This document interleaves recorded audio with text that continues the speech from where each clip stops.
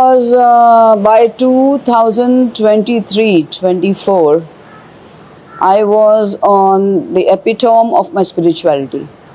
Hello guys and welcome to tea time. आज हम बात करेंगे एक ऐसी एक्ट्रेस की जिसका ताल्लुक रहा अंडरवर्ल्ड के साथ।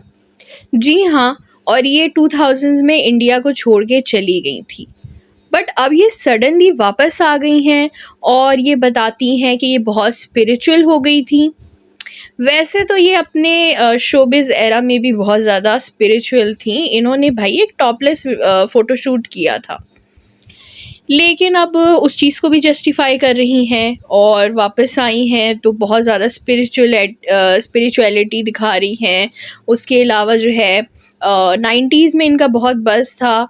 इन्होंने सलमान और शाहरुख खान को जो है वो टेंट्रम दिया था कि ये मुझसे अच्छा डांस नहीं करते। Even she has given Amisha Patel tantrum, जो कि खुद अमीषा में बड़ा टेंट्रम है, मगर ममता ने उनको भी टेंट्रम दिया है। और ममता एक ऐसी एक्ट्रेस रहीं जिन्होंने अपने डायरेक्टर पे सेक्सुअल असॉल्ट का भी जो है वो इल्ज़ाम लगाया। आज हम ममता कुलकर्णी की बात करेंगे, जैसा कि मैंने आपको बता ही दिया है। तो जल्दी से इस वीडियो को जो है वो इस चैनल को सब्सक्राइब कर लीजिए इस वीडियो को पूरा देखने के बाद, और वीडियो को लाइक करें, शेयर करें, ठीक है। और ऐसी वीडियोज़ के लिए देखते रहें मेरा चैनल। ममता कुलकर्णी का जन्म 20 अप्रैल 1972 को मुंबई, महाराष्ट्र में हुआ। इनका परिवार एक मिडिल क्लास मराठी ब्राह्मण परिवार रहा। ममता का तो पता नहीं, लेकिन ममता की मदर हमेशा से चाहती थीं कि ममता ग्लैमर वर्ल्ड में जाए और बॉलीवुड की चकाचौंध का हिस्सा बने। उन्हें क्या पता था कि बेटी लाइमलाइट में तो जाएगी, लेकिन एक कंट्रोवर्सी क्वीन भी बन जाएगी। ममता ने अपना डेब्यू सिर्फ और सिर्फ 19 साल की उम्र में किया। शुरू से ही ये बहुत बोल्ड एंड बिंदास एक्ट्रेस मानी जाती रहीं। ममता ने अपने करियर की शुरुआत एक तमिल फिल्म नंदबरगल से की थी, जो कि सुपरहिट रही। ममता ने बॉलीवुड में कदम रखा तिरंगा मूवी और मेरा दिल तेरे लिए, लेकिन इन फिल्मों से ममता कुलकर्णी को कोई ख़ास पहचान नहीं मिली, क्योंकि इसमें उनका किरदार बहुत ही छोटे ड्यूरेशन के लिए था। हालांकि तिरंगा मूवी में इनके साथ नाना पाटेकर और राजकुमार जैसे दिग्गज कलाकार भी थे, लेकिन असली लाइमलाइट इनको मिली जब इनकी फिल्म सैफ अली खान के अपोजिट आई, जिसका नाम था आशिक आवारा। 1993 में आई आशिक आवारा, और 1993 ही में ही स्टारडस्ट मैगजीन के लिए इन्होंने एक बहुत ही ज़्यादा बोल्ड कवर शूट किया, जिसमें ये बाकायदा टॉपलेस थी। सिर्फ इन्होंने अपने फ्रंट में अपने चेस्ट के आगे हाथ रखे हुए थे, जिससे ये अपना प्राइवेट एरिया कवर कर रही थी। ये उन दिनों के हिसाब से बहुत ही ज़्यादा बोल्ड कवर शूट था, जो कि ममता ने कर दिया था। आज ममता भले ही ये कहती हों कि उस वक़्त मैंने खुद को कवर किया था और मैं फुल्ली, मतलब मैं स्क्रीन में मतलब के कवर के लिए नहीं पेश हुई, लेकिन उस वक़्त के हिसाब से ये बहुत ही ज़्यादा बोल्ड कंट्रोवर्शियल शूट था, जिसकी वजह से इनको बहुत ही ज़्यादा इनका लाइमलाइट में कंट्रोवर्सी हुई। बहुत लोगों ने इनको ट्रोल किया, बहुत लोगों ने इनकी ब्रेवरी को एप्रिशिएट किया, मगर ये इनकी बहुत चर्चा हुई उस ज़माने में इनके कवर शूट की। बस फिर क्या था, यहीं से ममता को टैग लग गया एक बहुत ही ज़्यादा बोल्ड, बिंदास और कंट्रोवर्शियल एक्ट्रेस का। इसके बाद से इनकी फ़िल्में भी ऐसी इनको मिलने लगी जिसमें ये फुल्ली तौर पे अपना अंग प्रदर्शन करें। इस फ़ोटोशूट के बाद ममता कुलकर्णी रातों रात स्टार बन गई थी, और इनकी ये तस्वीरें ब्लैक में बिका करती थी उस ज़माने में। अब ये सोचने वाली बात है कि इनको स्टारडस्ट में आने का मौका मिला कैसे, क्योंकि ये तब न्यू कमर थी। तो बात है ऐसी कि स्टारडस्ट को एक नए चेहरे की तलाश थी, क्योंकि उस वक्त की तब तमाम टॉप हीरोइंस ने मना कर दिया था एक टॉपलेस फोटोशूट करने से। जब ये मौका ममता कुलकर्णी को एज अ फ्रेश फेस आया, तो पहले तो ममता कुलकर्णी ने कुछ वक्त लिया सोचने के लिए और फिर हाँ कर दी।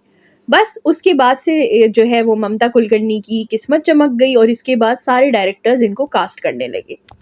ममता कुलकर्णी के वैसे तो टेंट्रम्स बहुत ज़्यादा थे, लेकिन फिर इनकी एक ऐसी कंट्रोवर्सी हुई जिसके बाद इनका करियर बिल्कुल ही पटरी से उतर गया। हुआ ये कि इनका रोल था फिल्म चाइना गेट में, और ये फिल्म डायरेक्ट कर रहे थे राजकुमार संतोषी, जिन्होंने पहले अंदाज अपना अपना और सनी देओल की काफ़ी सारी घायल जैसी फिल्म्स बनाई हैं। तो ममता कुलकर्णी का इल्ज़ाम था कि राजकुमार संतोषी ने इनका फ़िल्म में रोल कट कर दिया है, बहुत छोटा कर दिया है। वो यहाँ भी नहीं रुकी और उन्होंने इल्ज़ाम लगाया कि राजकुमार संतोषी ने उनको जो है वो गलत एडवांसेस देने की कोशिश की है, यानी कि उनके साथ वो बहुत ज़्यादा नज़दीक आने की कोशिश कर रहे थे। जिसके बाद राजकुमार संतोषी का भी बयान आया कि ममता बहुत ज़्यादा अनप्रोफ़ेशनल एक्टर है। और इसके बाद ऐसा हुआ कि राजकुमार संतोषी ने ममता को फ़िल्म से निकाल दिया। लेकिन ममता ने फिर उस वक़्त अंडरवर्ल्ड डॉन राजन से जो है हेल्प ली और इसके बाद इनकी फ़िल्म में री-एंट्री हो गई, ठीक है? उसके बाद से लेकर डायरेक्टर्स और प्रोड्यूसर्स बहुत ज़्यादा डर गए ममता कुलकर्णी को कास्ट करने से, क्योंकि छोटा राजन से इनके काफ़ी ज़्यादा संबंध माने जा रहे थे। ये किस्सा भी एक मशहूर किस्सा है कि जब करण अर्जुन फ़िल्म की शूटिंग हो रही थी, तब ममता कुलकर्णी को सलमान खान और शाहरुख खान का डांस नहीं पसंद आ रहा था और उनको लग रहा था कि वो वेल रिहर्स्ड है और सलमान और शाहरुख उनके मुकाबले जो है वो डांस सही नहीं कर रहे। ये गाना था भंगड़ा पाले। तो इसलिए उन्होंने इशारे से शाहरुख और सलमान को अपनी तरफ बुलाया और बताया कि तुम दोनों ठीक डांस नहीं कर रहे हो और कल से प्रॉपर रिहर्सल करके आओ। सलमान और शाहरुख आज भी ये वाक़या याद करके बहुत हँसते हैं। फ़िल्म करण अर्जुन में शाहरुख खान के अपोज़िट काजोल थीं और ममता कुलकर्णी सलमान के अपोज़िट थीं। सलमान खान को ममता कुलकर्णी ने अपने इंटरव्यूज़ में एरोगेंट बताया है। बताया जाता है एक पार्टी में ममता कुलकर्णी ने अमीषा पटेल को बहुत ज़्यादा एटीट्यूड दिखाया था। तब अमीषा न्यू आई थी और वो नई फेमस हुई थी फ़िल्म कहो ना प्यार से, और ममता उनके सामने ये ज़ाहिर कर रही थी कि वो एक सीनियर आर्टिस्ट हैं और अमीषा उनकी रिस्पेक्ट करे। और अमीषा को लग रहा था कि ममता जो है वो ज़बरदस्ती अपना स्टारडम और अपनी जो है एरोगेंसी उनके ऊपर दिखा रही हैं। तो ये काफ़ी एक फ़नी इंसिडेंट था कि दोनों पार्टी पे लड़ पड़ी थी। 2013 में ममता कुलकर्णी का नाम एक बार फिर सामने आया जब पता चला कि इन्होंने ड्रग माफिया विकी गोस्वामी के साथ जो है शादी कर ली है और ये अब केन्या सेटल हैं उनके साथ। विकी गोस्वामी एक ड्रग माफिया, अहमदाबाद में ये ड्रग्स जो है सप्लाई करते थे और ये पकड़े गए थे पुलिस के द्वारा, जिसके बाद इनको 25 साल की सज़ा हुई थी, जिसमें इनके अच्छे बर्ताव को देखकर जो जेल वालों ने इनकी सज़ा कम कर दी थी।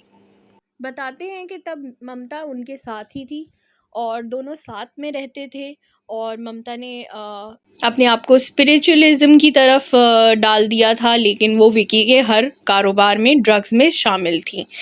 लेकिन विकी को जब दोबारा जेल हुई इसी ड्रग्स के केस के सिलसिले में, तब ममता ने बिल्कुल ही अपना सारा कनेक्शन विकी से ख़त्म बताया।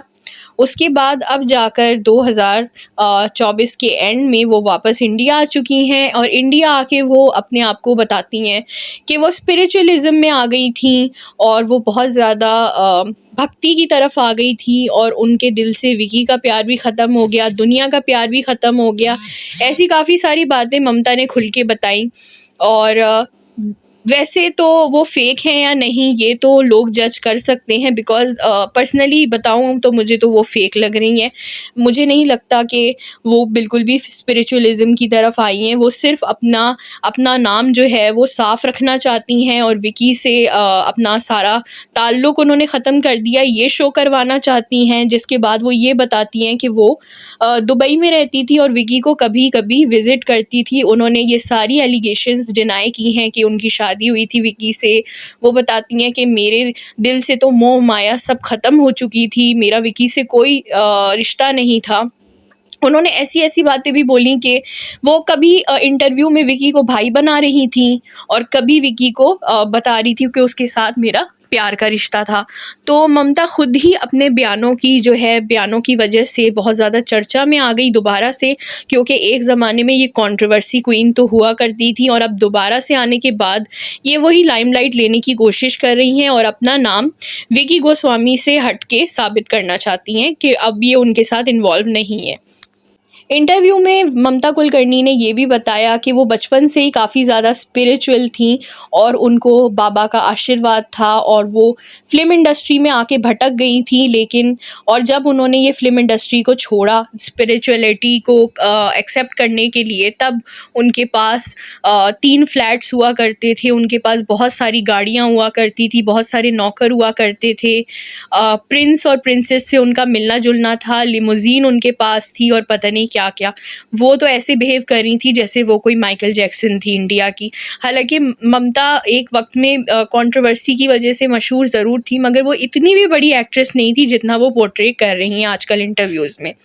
बहरहाल, आज हमने बात की ममता कुलकर्णी की। आप मुझे बताइए कि आपने इनकी क्या कोई फ़िल्म देखी है और ये आपको एक्ट्रेस कैसी लगती थी?